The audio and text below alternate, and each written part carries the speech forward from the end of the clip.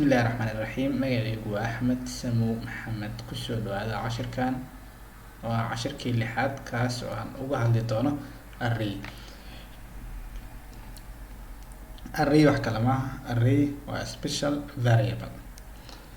tusaale ahaan oo kale haddii aad ka shaqeynayso company oo aad rabto inaad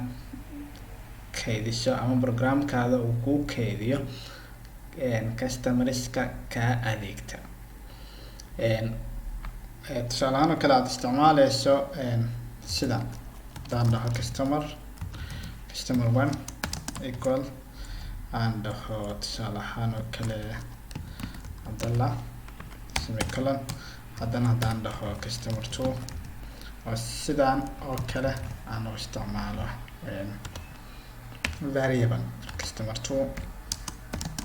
equal haddii aan dhaho Ahmed semicolon haddii aan dhaho customer 3 aan dhaho Ali haddii aan rabo ka waran in programkayga uu ii kaydiyo 1000 customers way adag tahay in program sidaan oo kale aan u qoro xataa 1000 way badan tahay iska dhaaf haddii aan rabo 100 customers way adag tahay inaan sidaan aan u qoro oo mid kasta markaan soo daawacayna customer 1 key 2 3 4 macquul ma marka iyadoo laga faa'iideysanayo faa'iidooyinka array ayaa waxaa la isticmaalaa markaan oo kale arrays hadda kan haddii aan rabo inaan soo daawaco waxaan dhihi karaa echo hadda haddii aan rabo tusaale ahaan oo kale numberka customer 2 inaan soo daawaco waxaan dhahaa customer 2 waxaan leeyahay customer 2 semicolon okay hatee browserkayga kadib lesson 6 okay Ahmed customer 2 Ahmed laakiin way adag tahay sidaan oo kale inaan wax u soo daawo laakiin sida anoo ka faa'iideysanayo faa'iidooyinka array waxaan isticmaalaa hal mar waxaan leeyahay customers kadib waxaan leeyahay equal waxaan leeyahay array kadibna magacyadii aan rabay halkan gashanaya waxaan leeyahay tusaale ahaan oo kale Abdallah waxaan leeyahay semicolon marka labaad waxaa igu jira Ahmed waxaan leeyahay comma kadib waxaan leeyahay Ali waxaan leeyahay comma kadib waxaan leeyahay Usman semicolon kuwaana magacyadii si kana usoo daawaco marka haddii aan isticmaalo echo oo aan dhaho customers inta israacsiyo maadaama customerska ay badan yihiin haddii aan dhaho customers kadibna aan dhaho semicolon si aad u aragto waa kan kii hore magacii hore oo labaad aan soo daawacaya customerka labaad Axmed waaye kan kale markii aan echo isticmaalo wuxuu ii soo saaray array oo kaliya marka echo lagu soo daawici karo arrayda magaceeda adoo iska qoraayo markay saan tahay waxaan sameyn karaa inaan dhaho print -r kadibna aan sidaan dhaho hyphen yaan dhihin waxaan rabaa inaan isticmaalo underscore r okay hadda saan haddaan dhaho refresh waa kana indexka 0 waxaa igu jira Abdallah index 1 oo kana waxaa igu jira Ahmed index 2 na waxaa igu jira Ali index 3 na waxaa igu jira Usman waa kana si line-ka kale oo igu dago marka saan markay tahay waxaan isticmaali karaa prt oo pre aan ka siinay oo html kusoo aragnay waxaan leeyahay marka echo kadib waxaan isticmaalaa prt pre kara waxaan leeyahay semicolon halkan aan simo kana waxaan leeyahay echo waxaan soo xiraa pre waxaan yeelan tawar okay kadibna waxaan leeyahay semicolon hadda waxaa waa si la fahmi karo oo macquul ah igu soo saaro waxay dhahay array index 0 1 0 waxaa ku jira Abdallah 1 waxaa ku jira Axmed, 2 na waxaa ku jira Cali, 3 na waxaa ku jira Cusmaan. halkan hoose haddii aan tago waxaan awoodaa weli in indexka aan rabo. hadda tusaale ahaan oo kale haddii aan rabo inaan soo daawaco Cusmaan wuxuu ku jiraa Soomaan 0 oo Cabdalla 1 2 3. Cusmaan markaan rabo inaan soo daawaco waxaan leeyahay echo, kadib waxaan leeyahay underscore, waxaan leeyahay customers, kadib waxaan leeyahay 3 oo Cusmaan ah. okay, waxaan leeyahay refresh.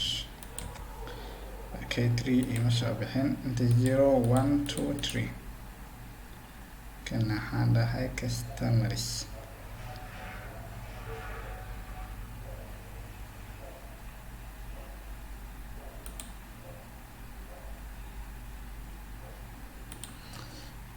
okay,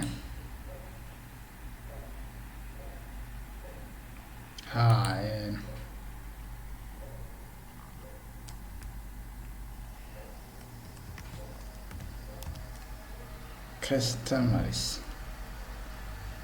شغلتنا أخرى. okay, لكن عثمان customers. haddii aan rabo inaan soo daawaco kan saddexaad oo 0 1 2 kan labaad Cali oo kale waa kan Cali, halkan aan tagaa, kadib save, kadib waxaan leeyahay refresh Cali. haddii aan rabo kan koowaad inaan soo daawacana halkan ayaa waxaan leeyahay 0, waxaa ii soo bixi doona Cabdalla, leeyahay refresh Cabdalla. okay, markay saan tahay waxaa kaloo ku sameyn karaa hadda kan 0da ama meeshaan 1 ka dhig, 1 kan waxaan ku hadda haddii aan refresh dhaho waxaa ii soo baxaya Axmed soo maha. halkan ayaa tegi karaa 1 ka waxaan dhihi karaa tusaale override wax la dhahaa sameyn karaa customers, waxaan leeyahay 0 amba 1, kadib waxaan leeyahay equal, waxaan ku bedelaa magaca Axmed Simo. okay, hadda meeshii Axmed laga rabay inuu isoo baxo waxaa isoo baxaya Simo. override waan garanay. halkan ugu dambe hadda meeshaan oo kale waxaan kaloo ku dari karaa meeshaan Simo. hadda kan oo isoo daawaca Soomaan 0 1 2 3. hadda refresh daan dhaho waa kan Simo uu soo daray oo afra, waa kan aan ku daray Simo, waa kan 0 1 2 3 4. marka haddii aan rabo kuwaan oo dhan in mid aan usoo daawaco ama kulligood hal mar aan soo wada daawaco waxaan isticmaali karaa for loop. waxaan kaloo isticmaali karaa for each, waxaan kaloo isticmaali karaa while loop, laakiin hadda waxaan isticmaalaa for each. waxaan leeyahay for each, kadib waxaan leeyahay array name-teeda oo ah customers, waxaan leeyahay as, waxaan leeyahay customer, kadib waxaan leeyahay curly brace fra, kadib waxaan leeyahay echo, halkan ayaan imaanaa, waxaan leeyahay customers customer aan yiraahdo, waxaan leeyahay customer, kadib concatenationka calaamadeeda isticmaala si mid kasta line by line la igugu daawaco. waxaan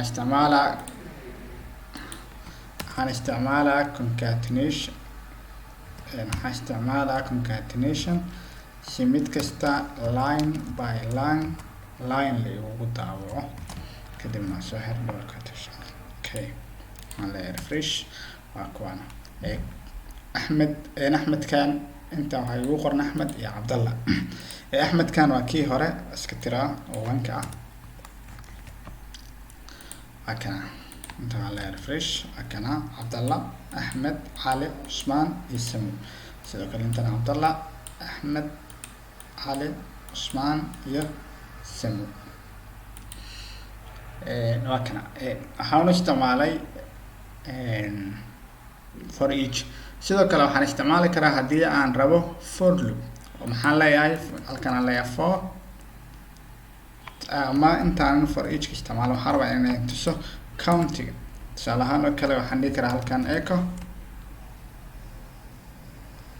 waxaan dhihi karaa kale count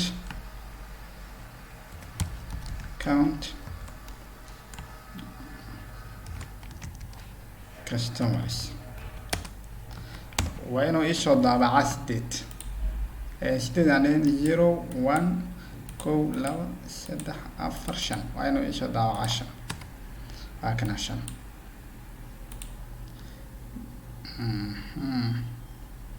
okay si aad u aragtaan si fiican countiga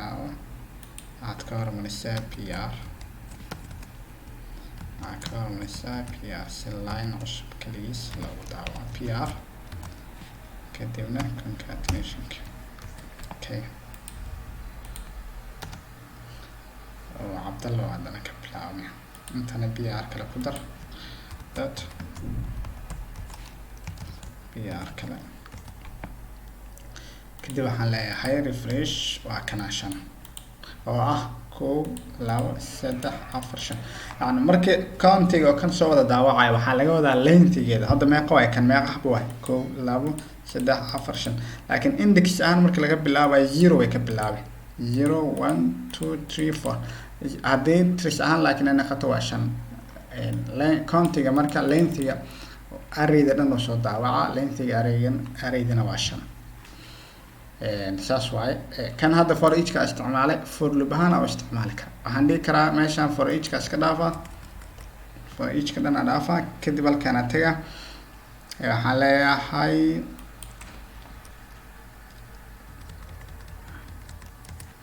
waxaan dhihi karaa len equal 0 okay semicolon halkaan waxaan dhihi karaa kan negative sigana waxaan leeyahay marka عادي كرا لين أو length عن كوضة علامة $. length عن كوضة عندي كرا وحي كيرتاي count أو customer semicolon كده هنلاقي كان plus هذا كان هدي customer كنت أنا صوت دايما مركو هراء عن ينتسه لين كان وحي سو داوعي السلين اوكي ريفريش المشكلة محاجرة اوكي انت احكي جران سيميكولن كان كاونت ها انت حكيت تجي هيك علامة دا كان نسكتر اوكي ريفريش وكان 0 1 2 3 4 اوكي هدي عادي لا ترين وكو لا 3 4 5 هذا مركا ماشان اي هذا مركا هدي مركا فورلو باستعمالها سيده دا استعمالها شي كدبن استعمالها حلايا هذا حلايا كاستمرس كدب حلايا كان ماشان waxaa dhex gelinaa leen ileen hadda leen ma ka bilaabana 0 ka bilaabana kan koowaad marka 0 markay marayso customer-ka 0 ku jira meeqa waay Cabdallah ay soo daawaca 1 markay marayso xalay soo daawaca Ahmed 2 markay marayso Ali 3 markay marayso Usman 4 markay maraysana Samu kadibna uu istaaga loop sidaas ayuu falsa ku noqon hore soo sharxay for loop marka waa kana si marka line by line ugu daawaco line sadar sida lagu daawaco waxaan dhihi karaa halkan dot concatenation isticmaala waxaan leeyahay waa kan PR kadibna waa kan hadda waxaan leeyahay refresh page-ki sadar ayaa lagu daawacay waa kan arrayda aad ayay u fududahay faa'iidooyin fara badanna waa ay leedahay sidoo kale koodkaada waxay ka dhigtaa wax yar oo la fahmi karo ama programkaada wax yar oo la fahmi karo faa'iidooyin aad u ballaaran ay leedahay waxaan sidoo kale intaan casharka ka bixin arrayda waxaa loo kala qaybiyaa markii PHP la joogo waxaa loo kala saaraa